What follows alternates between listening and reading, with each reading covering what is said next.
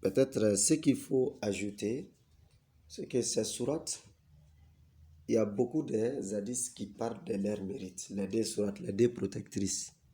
Parmi les mérites, il est rapporté que le prophète sallallahu alayhi wa sallam récitait ces deux sourates, Qul a'udhu birabbil falaq, birabbil nas, 114, 113, après chaque prière. Après chaque prière quotidienne, le prophète, il récitait ces sourates une fois, une fois. Mais après la prière de Subh et de la prière de Gay, il les récitait 3 fois. Donc ça, c'est important à noter. Il est rapporté d'après Aïcha et dans beaucoup de hadiths authentiques que lorsque le messager voudrait se coucher aussi, étant sur son lit, avant de s'étaler, il récitait Qul huwallahu ahad, Qul a'udhu birabbil falaq, birabbin nas 3 fois. Il soufflait dans sa main et il essuyait tout son corps. Il essuyait tout son corps. Donc ça aussi, c'est un autre mérite, car c'est des protections. Et le prophète sallallahu alayhi wa sallam, il nous a appris aussi de les réciter le matin et le soir. Donc ça fait partie des invocations du matin et des invocations du soir. Donc ce sont des grandes sourates à ne pas négliger. L'autre sourate, c'est la sourate An-Nas, les hommes, la sourate 114.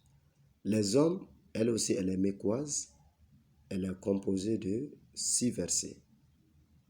Il y a certains exégètes l'ont considéré comme étant médinoise, car ils disent que les deux auraient été révélés lorsque le prophète il a été envoûté.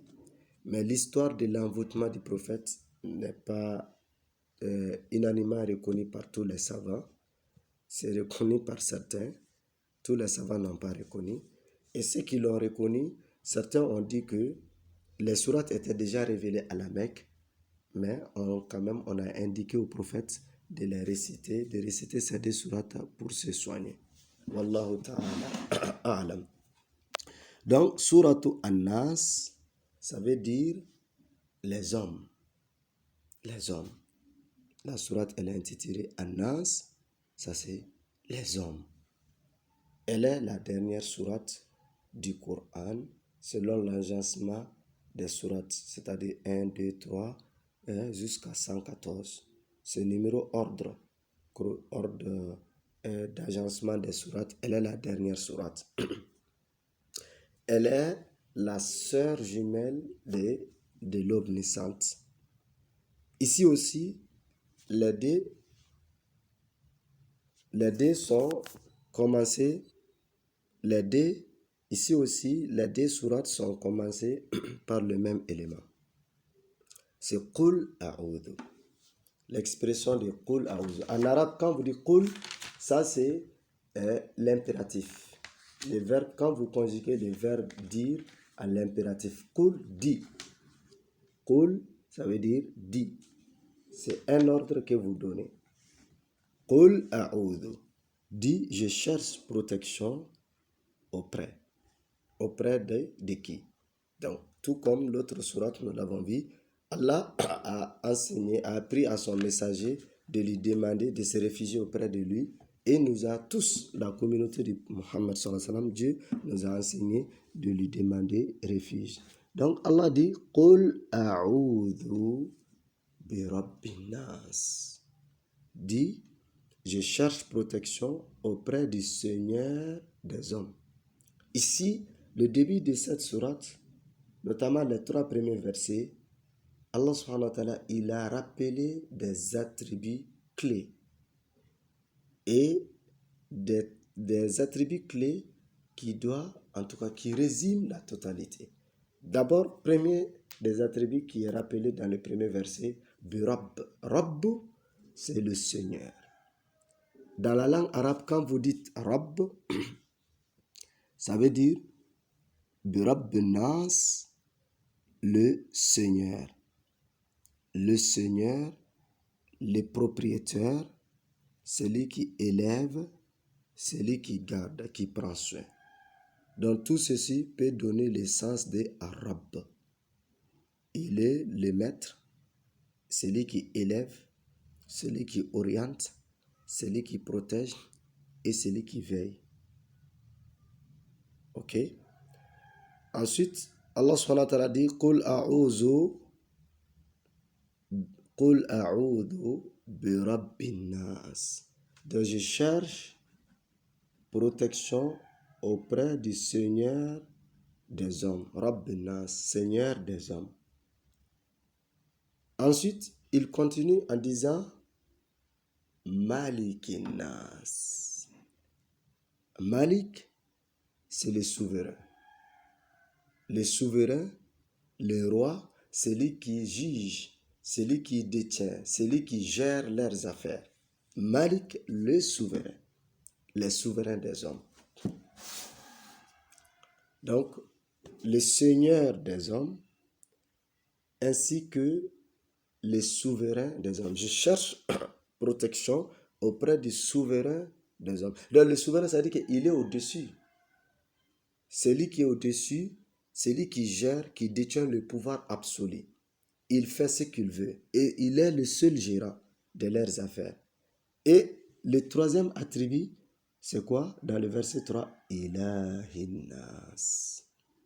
Ilahi Anas. Ilah, c'est le Dieu. C'est-à-dire l'être qui est vénéré, l'être qui est adoré. C'est l'être céleste qui est au-dessus de tout. Tellement que c'est céleste, nous le vénérons. Nous le vénérons. Donc ici, l'homme, pour que l'être humain adore un objet, il faut que cet objet puisse raffermir l'une de ces trois propriétés. Soit c'est le créateur, soit c'est le souverain, ou soit c'est le Dieu qui est vénéré. Mais regardez, ceux qui adorent les mausolées, est-ce que c'est les mausolées qui ont créé? Non. Est-ce que les mausolées sont souverains? Non. Est-ce que, donc, quelque chose qui n'a pas créé, qui n'a aucun pouvoir, parce que si le saint, il avait un pouvoir, il aurait se substitué ou il aurait quand même s'empêché de ne pas mourir. Mais s'il meurt, ce qui veut dire qu'il est faible. C'est sa faiblesse qui se manifeste à travers la mort. Donc, quelque chose qui n'a pas créé, qui est incapable, ne mérite pas d'être adoré. Donc, ces trois premiers versets, en même temps, c'est de l'enseignement, mais aussi c'est un défi qui est lancé contre les fausses divinités. Et c'est un réveil. C'est un réveil d'esprit par rapport à ceux qui s'adonnent aux vénérations des autres dieux. Allah subhanahu wa ta'ala dit, celui qui a créé tout, il est le souverain de tout, il détient, c'est lui le roi, c'est lui qui gère leurs affaires et il est vénéré, il est au-dessus de tout. Parce que l'homme ne doit pas être au même statut que l'être qu'il vénère, que l'objet qu'il adore. Imaginez un rocher que vous prenez, vous lui pratiquez des sculptures, vous le taillez, vous le coiffez, vous lui donnez une forme et ensuite vous l'adorez. Ce qui veut dire que vous n'êtes pas en train de travailler la raison. Une plante, un arbre, vous coupez l'arbre et vous pratiquez des sculptures, vous donnez une forme à l'arbre, ensuite vous décidez d'adorer. Mais ça veut dire que tu ne réalises pas, tu n'es pas en train de travailler ta raison. Un animal, que ce soit des vaches, comment un homme peut adorer des vaches? Un animal qui est censé servir l'homme en nous produisant du lait, en nous produisant la viande. Comment l'homme peut adorer ceci? Ainsi de suite, ainsi de suite. Donc, l'être que l'homme doit adorer, doit être au-dessus de l'homme, au-dessus sur tous les plans. Il ne doit pas avoir de l'égalité, ils ne doivent pas avoir de ressemblance, ils ne doivent même pas avoir la possibilité de comparaison. Et c'est cet être-là qui doit être adoré. Et l'ensemble de ces trois caractéristiques sont résumées uniquement à Allah seul. Et c'est pourquoi nous demandons refuge auprès d'Allah. Et si vous regardez la suite, pourquoi nous demandons? Contre quoi? De quoi craignons-nous? Et à cause de quoi nous nous réfugions auprès d'Allah? À cause de quoi nous sollicitons son assistance? Et c'est ce qui prouve qu'en réalité, l'homme ne doit pas laisser Allah pour prendre d'autres créatures. Car les objets qui font l'objet des demandes de protection, c'est des éléments que l'homme ne peut pas maîtriser. C'est au-delà du contrôle de l'homme. Et c'est ce que le verset 4 nous dit d'abord. Min sharril waswasil khannas. Min sharril waswasil khannas. Contre le mal, asharru, shar c'est le mal. Min sharri, min contre, sharril contre le mal, al waswas. Waswas c'est le mauvais conseil. Al khannas, furtif, furtif, instable, qui n'est pas toujours présent, qui se cache et qui apparaît. C'est ce que Al-Khannas veut dire. Ça veut dire furtif n'est pas fixe, n'est pas stable. Donc, contre le mal des mauvais conseillers furtifs. Donc, vous voyez, ce conseiller, il est furtif, il n'est pas stable. Donc, comme il n'est pas stable, l'homme n'a pas le pouvoir, n'a pas le moyen de le combattre facilement. Et c'est pourquoi, dans un premier temps, nous demandons refuge auprès d'Allah. Et mais, où est-ce que ce mauvais conseil, quel est son champ d'action? Où est-ce que ce mauvais conseil opère? Dans quel cadre il opère? Alladhi yuwaswisu fi suduri nas. Dans son champ d'action qui souffle le mal dans les poitrines des hommes. Yuwaswisu.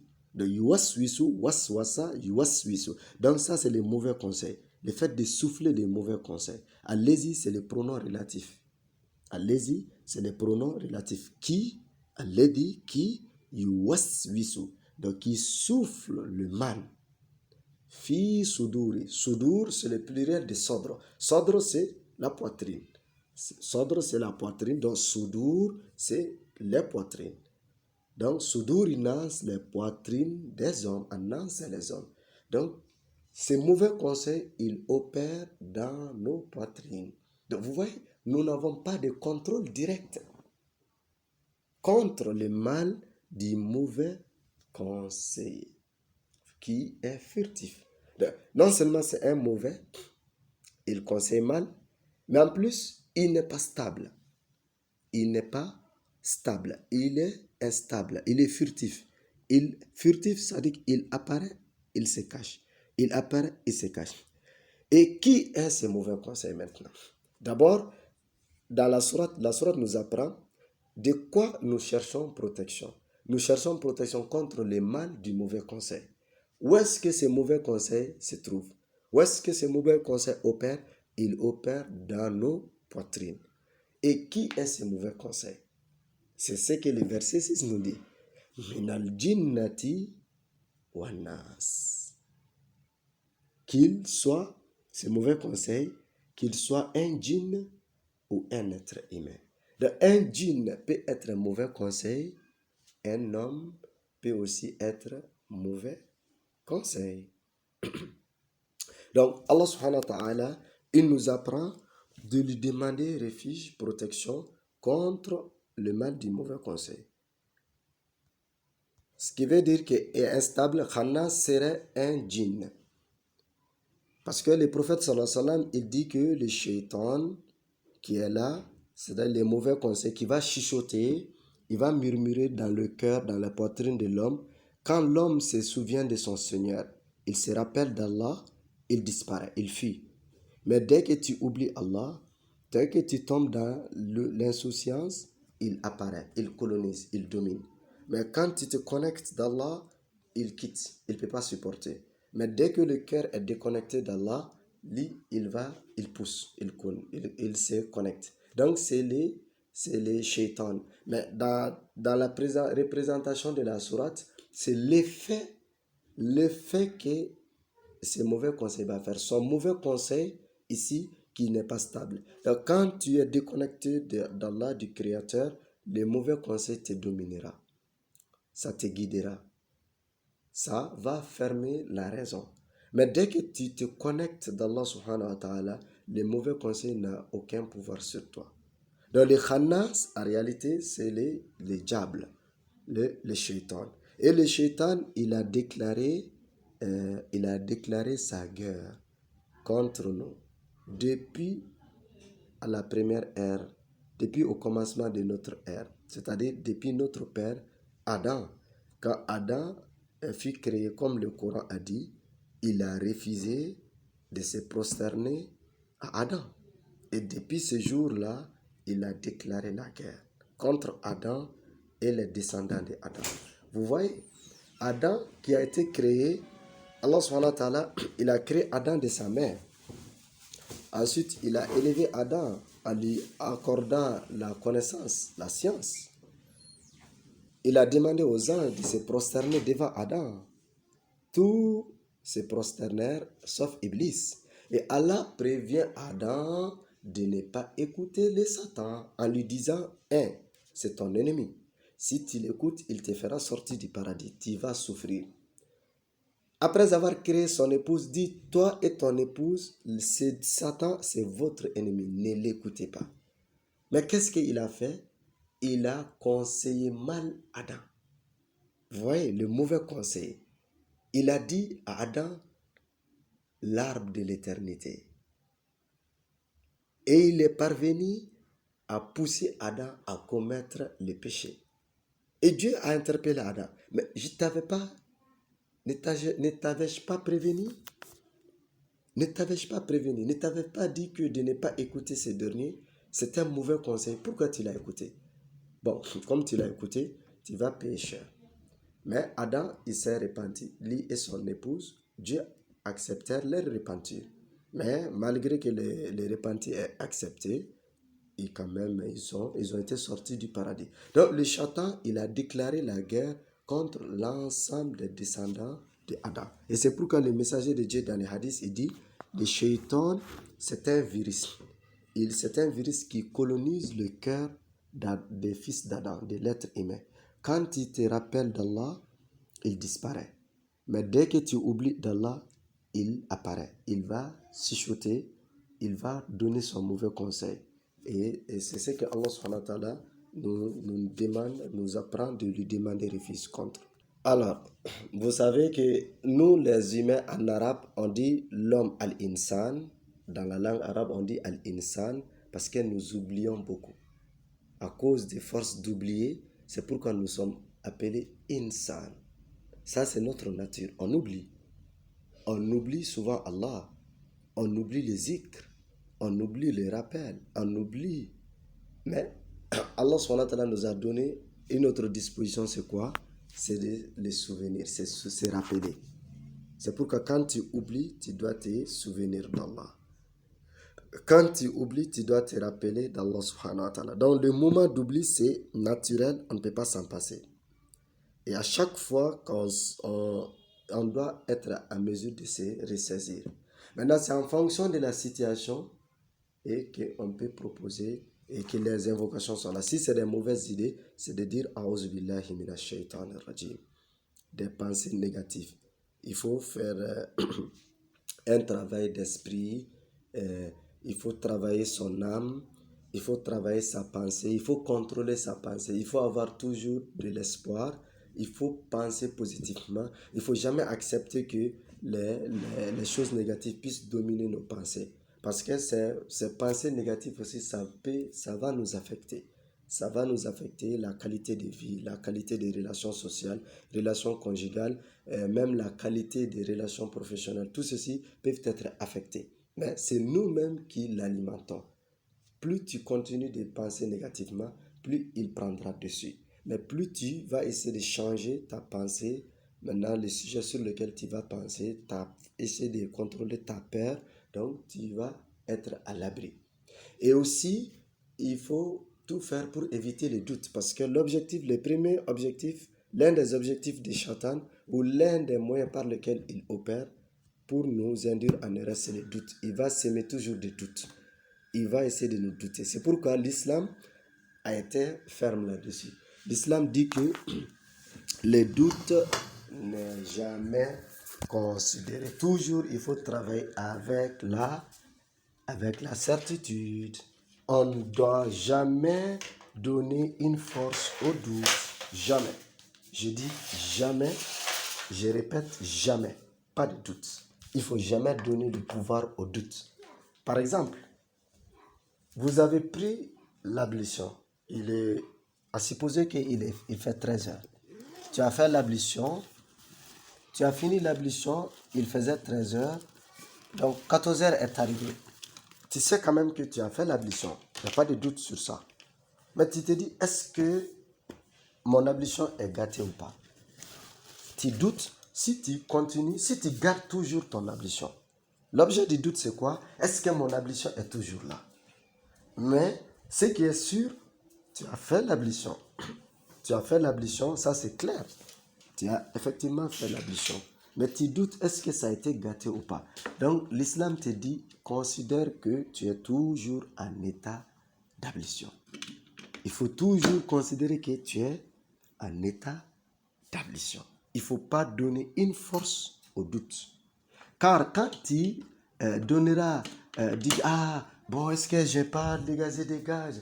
Bon, est-ce que je n'ai pas fait ça? Alors que tu n'as aucune certitude, c'est une porte d'entrée que le shaitan va ouvrir pour atteindre ton cœur. Et il va provoquer une maladie psychique qu'on appelle waswas. Il y a des personnes qui ne sont jamais tranquilles. Toujours, elles doutent.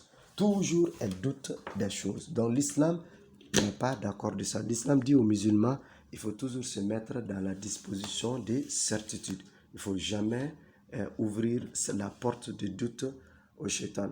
Car quand tu ouvres la porte de doute au shaitan, le shaitan, il t'induira à en al-waswas, ça veut dire le conseil. Mais quel type de conseil? Est-ce que c'est un conseil bénéfique? Non. C'est un mauvais conseil. Al-khannas, l'expression khannas veut dire qui est furtif, qui est instable, qui n'est pas fixe, qui n'est pas établi à un seul niveau, qui apparaît et qui disparaît. Il réapparaît, il disparaît. Donc, al-waswas, c'est un conseiller mauvais. Il est un mauvais conseiller. S'il y a un vide, il se présente. Dès que le vide est occupé, il disparaît. Et ces mauvais conseillers, c'est surtout le shaitan ou ses supplétifs. Maintenant, c'est ces supplétifs-là souvent que c'est certains humains, certains hommes qui jouent le rôle du shaitan. Ça, c'est notamment les mauvais conseillers, les mauvais amis, les mauvais compagnons, ainsi que les mauvais conseillers, que ce soit les pouvoirs, les princes, les responsables, les dirigeants politiques, ainsi de suite. Donc, al-waswas, ça veut dire un conseiller, mais c'est un conseiller négatif. Waswas, l'expression waswas, c'est de ça chuchote. Ça va chuchoter, ça va donner des messages, des bruits, ok, des murmures, des conseils, des doutes qui va faire.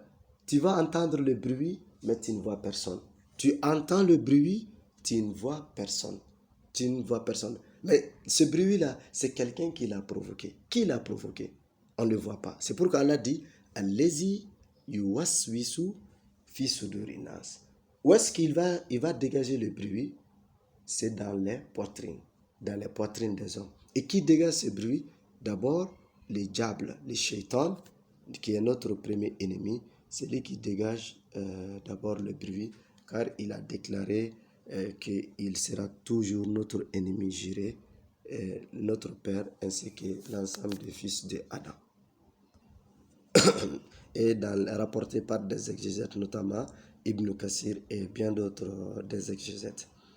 Donc, j'espère que c'est bon. L'essence de al-waswas, al-khannas. Al-khannas, ça veut dire quelque chose qui n'est pas stable. S'il y a instabilité, il apparaît. S'il y a l'oubli, quand on oublie, on se déconnecte d'Allah, on ne fait pas les zikrs d'Allah, on se souvient. Le zikr d'Allah, ce n'est pas seulement dire Allah Akbar Subhanallah, non. Les zikr d'Allah, c'est, comme on dit, les rappels, les souvenirs d'Allah. Le fait de penser à Allah, la grandeur d'Allah, la volonté d'Allah. Dieu est avec moi. Dieu est en train de me surveiller. Dieu, il est au courant de moi. Dieu est en train de voir. Quand vous avez l'idée, vous êtes connecté d'Allah, le diable ne peut pas résister. Il va fuir.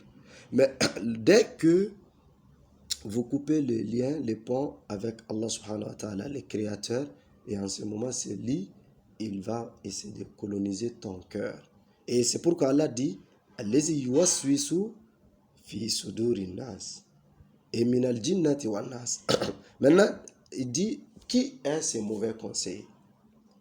Les mauvais conseils, comme le Coran même, la sourate même nous donne la définition des mauvais conseils. Minal jinna, il y a des djinns. Et le chef de file des djinns, c'est les diables, les shaitans, Iblis. Lui, il a déclaré la guerre contre notre père, Adam, depuis le commencement. Et il a juré d'amener tous les fils d'Adam avec lui à l'enfer. Et Allah subhanahu wa ta'ala lui a donné la longévité. Il vivra longtemps jusqu'au terme que Dieu a fixé pour lui.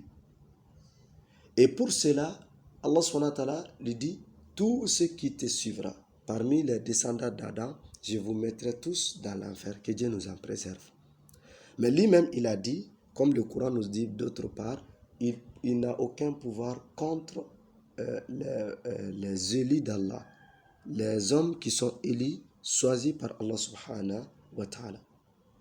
Et les shaitans, les diables, pour lui assurer, pour atteindre son objectif, qu'est-ce qu'il fait? Comme Sané vient de le dire, chaque enfant qui est né, il le fera accompagner, il le fera accompagner d'un de ses enfants, de ses descendants.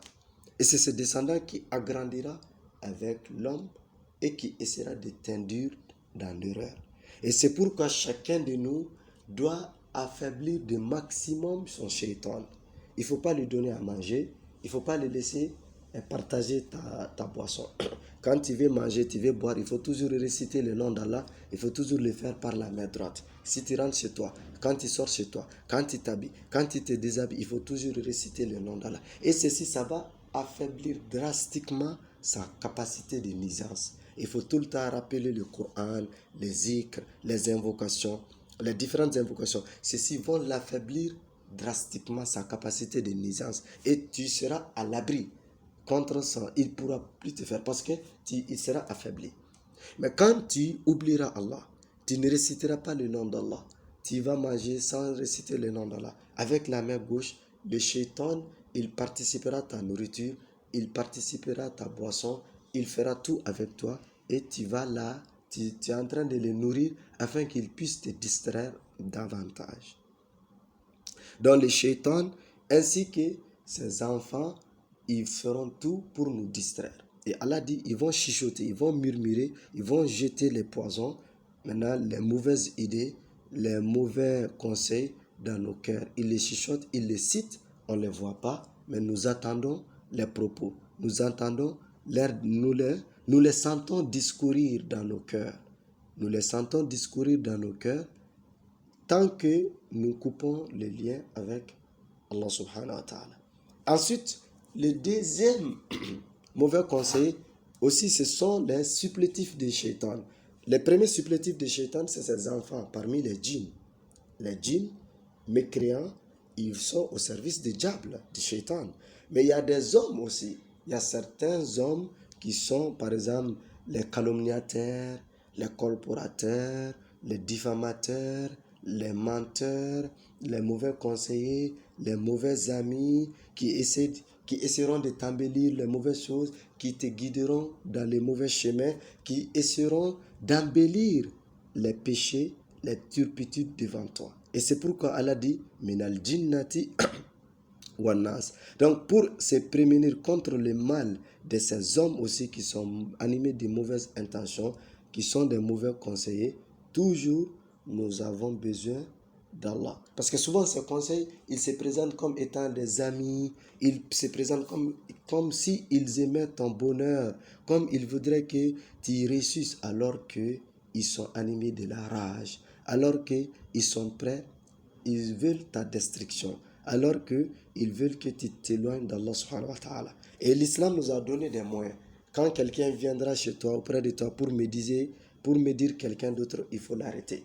Quand quelqu'un te rapporte, essaie de diffamer quelqu'un d'autre à ta présence, il faut l'arrêter. Il faut le menacer.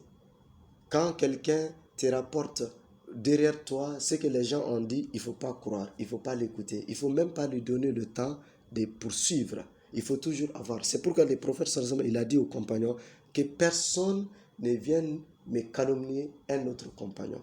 Je vais rencontrer mes compagnons en ayant le cœur limpide, le cœur ouvert. Mais si quelqu'un me dit, oh messager, tu sais ce que l'autre a dit derrière toi l'autre jour là, le prophète dit que nous sommes des êtres humains, nous garderons des rancunes, nous garderons des ressentiments contre nos frères. Donc il ne faut pas les laisser te raconter les péchés. Donc il faut te protéger contre les shaitans, les diables, et contre les supplétifs des diables parmi les hommes. Et nous, c'est difficile pour l'homme, pour l'être humain que nous sommes, avec notre incapacité, c'est difficile pour nous seuls de réussir ce pari. Et c'est pourquoi nous avons besoin de l'assistance d'Allah subhanahu wa ta'ala. Pour conclure notre sourate, nous sommes dans cette vie, c'est une vie d'élite. Nous luttons contre certaines forces de mal, certaines forces qui représentent le mal, qui veulent nous détruire. Et Allah ne nous a pas laissés comme ça. Ça, c'est la faveur d'Allah sur nous. Il ne nous a pas laissés comme ça. Il nous a donné les moyens. Les moyens nous permettant de se protéger contre ces mal. Et la première des choses qu'Allah subhanahu wa ta'ala nous a donné, la foi. La foi et l'adoration avec sincérité. Et la sincérité dans le culte. Donc, lorsque nous croyons en Allah, nous adorons Allah avec sincérité, avec abnégation, sans ostentation. Ça, c'est la première des protections. Ça, c'est des armures. La deuxième des choses, la conviction. Il faut avoir la conviction. Et c'est cette conviction avec la persévérance qui nous permettra de repousser les doutes et les suggestions des shaitans. Et c'est pourquoi l'islam nous demande toujours de ne jamais travailler avec les doutes. Toujours, il faut la certitude. La certitude. La certitude et la persévérance. Et donc, la certitude et la persévérance, ça permettra de protéger notre raison, ça permettra de protéger notre âme, de ne pas tomber dans le piège des Satan.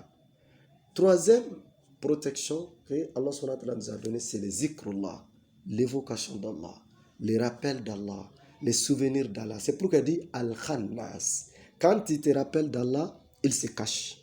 Quand il dit Allah, il se cache. Mais quand il ne dit pas le nom d'Allah, il apparaît. Et le croyant doit tout faire pour renforcer son lien avec Allah. C'est pourquoi le prophète nous a enseigné les invocations du matin et du soir, les invocations pour chaque circonstance. Quand il doit manger, il faut invoquer Allah. Si tu finis de manger, il faut invoquer Allah, ainsi de suite, ainsi de suite. Afin que dans la vie du croyant, tout le temps, il est en contact permanent avec Allah. Dans le shaitan, il n'aura pas de moyens. Il n'aura pas de moyens. Et enfin, le quatrième élément, c'est la demande de protection. C'est la demande de protection. Il faut toujours demander la protection. Il faut se réfugier toujours auprès d'Allah subhanahu wa ta'ala. Car celui seul. Et c'est pourquoi Allah même nous a enseigné la formule de A'udhu billahi minash shaytanir rajim. A'udhu billahi minash shaytanir rajim. Donc, quand vous dites A'udhu billahi minash shaytanir rajim, vous demandez refuge auprès d'Allah contre les shaitans. Et en même temps, il faut jouer sur sa compagnie. Il ne faut pas accepter de développer une mauvaise compagnie. Il ne faut pas entretenir de mauvaises relations avec les mauvais compagnons, car ceux-ci, ils t'indiront en erreur toujours et ils te mettront dans le mauvais chemin. Qu'Allah subhanahu wa ta'ala nous préserve tous, qu'il fasse de nous des élus du paradis, qu'il nous protège de sa protection, qu'il nous couvre de sa protection contre les mal des créatures et contre les mal des mauvais conseillers ces mauvais conseils, ils soient des diables ou aussi des mauvais hommes qui sont animés souvent de mauvaises intentions